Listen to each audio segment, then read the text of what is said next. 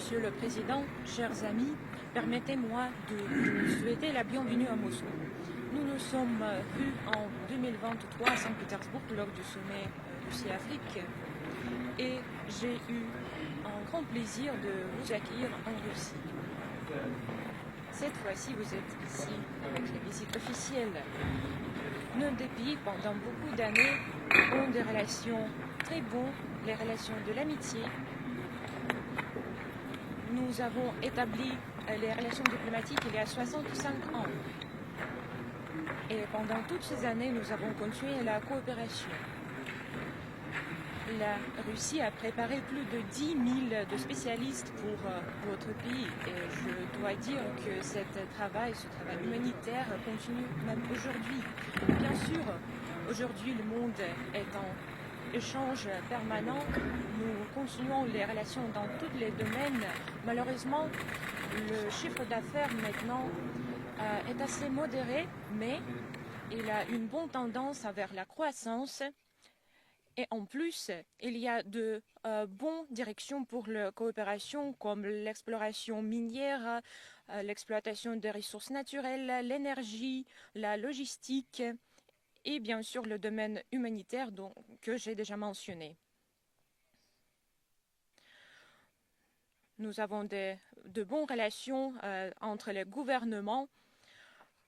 Nous avons les groupes de travail et la délégation avec M. Novak en tête a visité votre pays, vous l'avez accueilli. Nous construisons les relations entre les parlements, entre le ministère des Affaires étrangères. Aujourd'hui, nous signons quelques documents, 3 documents, qui vont renforcer la base normative de nos relations. Distingué Monsieur le Président, nous sommes très ravis de vous voir et je suis sûre que l'entretien d'aujourd'hui, les négociations d'aujourd'hui seront utiles pour le développement de nos relations. Souhaitez la bienvenue.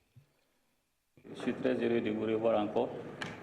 Et tout d'abord, je tiens à saluer les liens de fraternité et de coopération entre nos deux États. Comme vous venez d'évoquer, cette coopération bilatérale remonte depuis fort longtemps, depuis le temps du président Khrouchtchev et du président Modibo-Keïta. Ce domaine de coopération touche plusieurs domaines, notamment la défense et la sécurité, les transports, l'économie, l'agriculture, l'énergie et les mines.